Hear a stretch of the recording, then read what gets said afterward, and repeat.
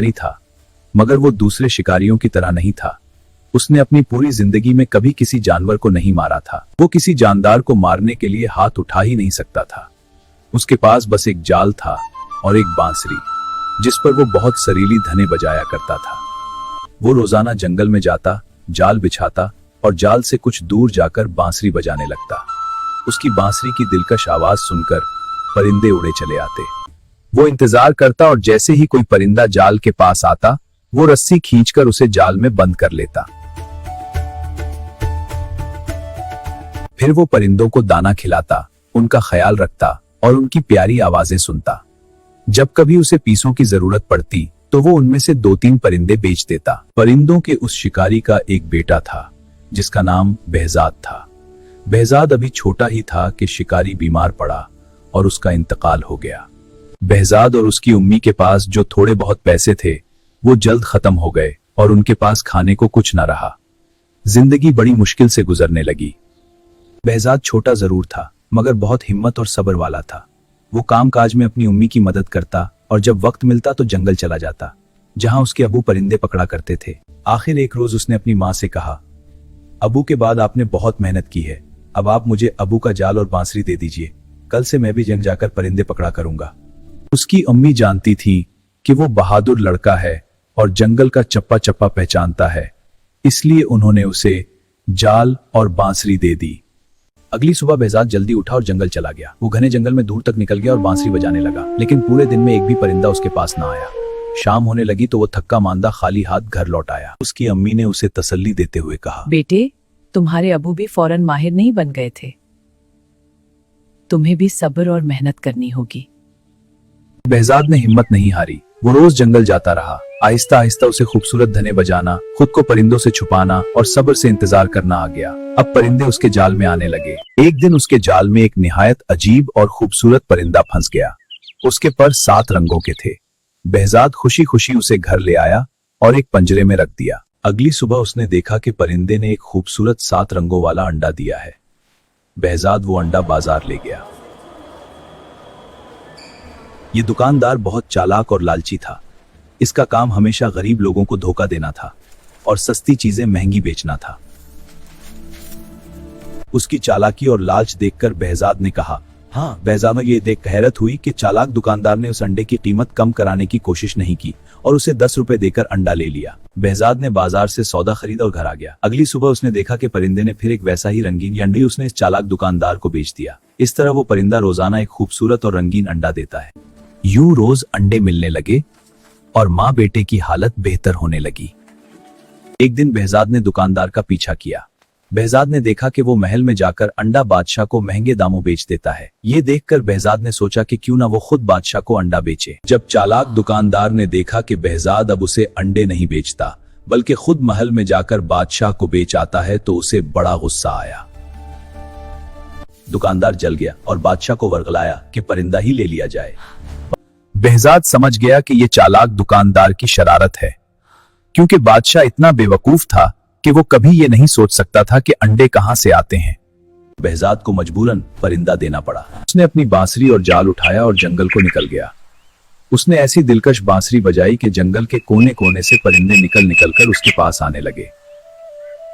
उसके जाल में कभी तीतर फंसता, कभी फाख्ता तो कभी बुलबुल। उनको बीच कर दोनों माँ बेटे हंसी खुशी जिंदगी गुजारने लगे। behzad पूरे शहर में मशहूर हो गया। जब किसी को कोई परिंदा पालना होता वो behzad के पास आता और उससे परिंदा खरीद कर ले जाता। चालाक दुकानदार ने ये देखा तो behzad से कहा, ये परिंदे तुम मुझे बेचा करो। behzad समझ गया कि वो उससे परिंदे सस्ते खरीद कर लोगों को महंगे बेचेगा, इसलिए उसने इनकार कर दिया। चालाक दुकानदार को बहुत गुस्सा आया। वो बादशाह के पास गया और उससे, बादशाह सलामत, आपने जो परिंदा behzad से लिया था वो अकेला होने की वजह से उदास रहता है। आप behzad से कह दें कि ऐसा ही एक और परिंदा पकड़ लाए ताकि आपका परिंदा अपने साथी के साथ खुश रहे। इसको बादशाह ने दरबार में बुलवाया। मेरे परिंदे का साथी ऐसा ही एक और परिंदा पकड़ लाओ वरना तुम्हारी खैर नहीं। behzad ने कुछ कहने की कोशिश की। मैं एक लफ्ज भी सुनना नहीं चाहता, मैं तुम्हें 40 दिन की मेहनत देता हूँ। behzad को 40 दिन की मेहनत दी गई। behzad ने मेहनत करके वैसा ही दूसरा परिंदा पकड़ लिया, मगर उसे कोई इनाम न मिला। बादशाह ने परिंदा तो ले लिया लेकिन उसे एक पैसा भी ना दिया। behzad समझ गया कि बादशाह भी दुकानदार की तरह है, फर्क यह है कि वो चालाक है और ये बेवकूफ। बादशाह तो परिंदा लेकर खुश हो गया, लेकिन चालाक दुकानदार को बड़ा गुस्सा आया। वो जानता था कि behzad बहुत बहादुर, मेहनती और ज़हीन लड़का है। वो जरूर एक न एक दिन उससे बदला लेगा। उसका ख्याल था उसे मरवा देगा, लेकिन अब उसे behzad से डर लगने लगा था कि कहीं वो उसे किसी मुसीबत में न डाल दे। इसलिए उसने behzad को फंसाने की एक और तरकीब सोची। बादशाह सलामत, आपको शायद मालूम नहीं कि जो परिंदे आपको behzad लाकर देता है उनकी जान एक फूल में है। वो कैसे? मैंने बड़े बूढ़ों और अक्लमंदों से सुना है कि ये परिंदे साल में एक बार समन का फूल जरूर सूंघते हैं। अगर फूल उनको सूंघने को ना मिले तो ये मर जाते हैं, और ये फूल काले देव के बाग में अगते हैं। लेकिन हमारे पास ये फूल कहां से आएंगे, क्योंकि काला देव तो अपने बाग में किसी को नहीं आने देता, और कोई वहां पहुंच भी जाए तो वो उसे मार डालता है। हुजूर, ये काम तो पूरे मुल्क में एक ही लड़का कर सकता है। इसका नाम behzad है। उसे बुलाकर कहिए कि फौरन समन का फूल लेकर आए। काले देव के बाग से समन नाम का फूल लेकर आओ, वरना मेरे परिंदे मर जाएंगे। बादशाह सलामत।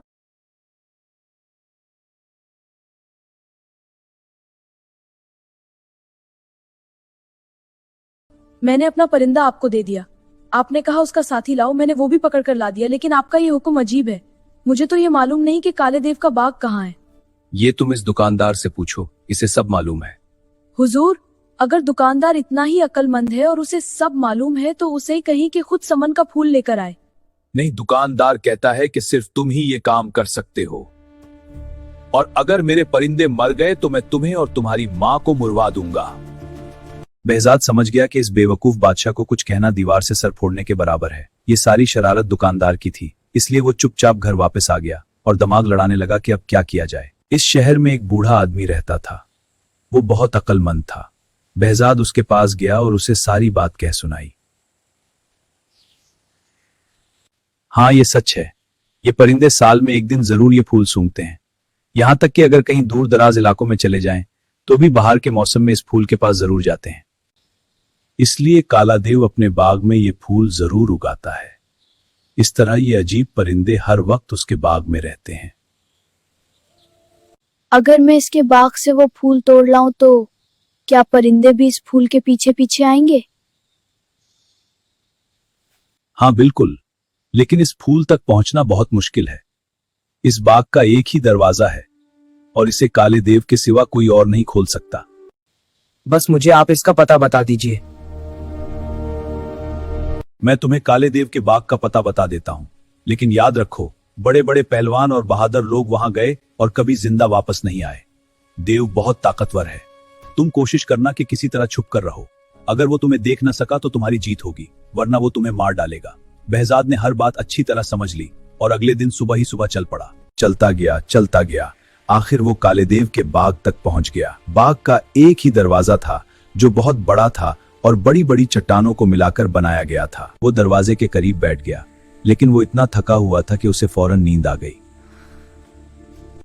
इसकी आंख शोर से खुली। शोर ऐसा था कि लगता था जैसे आंधी आ रही है। शोर करीब आता जा रहा था। वो समझ गया कि काला देव बाग के अंदर जा रहा है। वो फौरन छुप गया। देव उसे ना देख सका और उसके करीब से गुजर गया। behzad को ऐसा लगा जैसे कोई पहाड़ उसके बराबर से गुजर रहा हो। देव ने बाग का दरवाजा खोला। behzad सांस रोके दबे पांव उसके पीछे पीछे चला, और जैसे ही वो बाग के अंदर गया, behzad भी अंदर चला गया और फौरन एक झाड़ी के पीछे छुप गया। जंगल में परिंदे पकड़ने के काम में उसे बहुत देर तक हिले जले बगैर छुप कर रहना पड़ता था। ये आदत उसे यहाँ बहुत काम आई। देव को पता भी नहीं चला कि कोई इसके पीछे पीछे बाग के अंदर आ गया है। वो बाग बहुत खूबसूरत था। उसमें अजीब अजीब रंग के ऐसे फूल थे कि behzad दंग रह गया। behzad रात को वहीं छुपा रहा। सुबह काला देव फिर बाहर आया। शायद वो शिकार की तलाश में जा रहा था। जब देव चला गया तो behzad झाड़ी के पीछे से निकला और बाग में समन नाम का फूल तलाश करने लगा। उसे वहाँ वैसे ही परिंदे भी नजर आए जैसे उसने बादशाह को दिए थे, लेकिन उसे मालूम न था कि समन कौन सा फूल है। वहाँ तो हर तरह के फूल थे। बाग में घूमते घूमते उसे एक बहुत बड़ा मकान नजर आया। देव उसमें रहता था। behzad उसके अंदर चला गया। इस मकान में 40 कमरे थे। हर कमरा दूसरे से बढ़कर खूबसूरत था। लेकिन पूरे मकान में कोई नहीं था। आखिर वो 40वें कमरे में पहुंचा तो उसे किसी के रोने की आवाज सुनाई दी, लेकिन वहां कोई नहीं था। उसे लगा कि आवाज कालीन के नीचे से आ रही है। उसने कालीन उठाया तो फर्श में एक दरवाजा बना हुआ था। उसने दरवाजा खोला तो सीढ़ियां जमीन के अंदर जा रही थीं। वो सीढ़ियां उतरकर अंदर चला गया।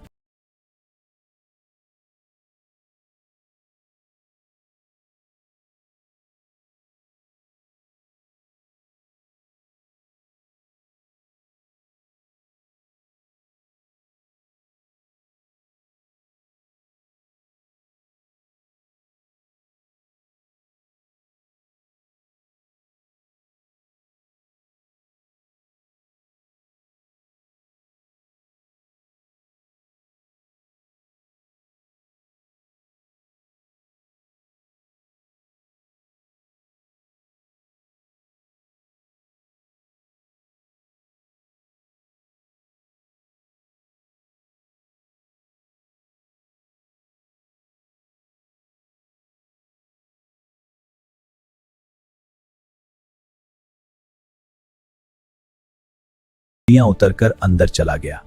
नीचे एक तंग और अंधेरा कमरा था। रोने की आवाज तेज हो गई थी। बेहजाद ने गौर से देखा तो अंधेरे में एक लड़की नजर आई जो हवा में लटकी हुई थी। इसके लंबे लंबे बाल छत में एक कंडे से बंधे हुए थे और वो रो रही थी। अरे लड़के, तुम यहाँ कैसे आ गए?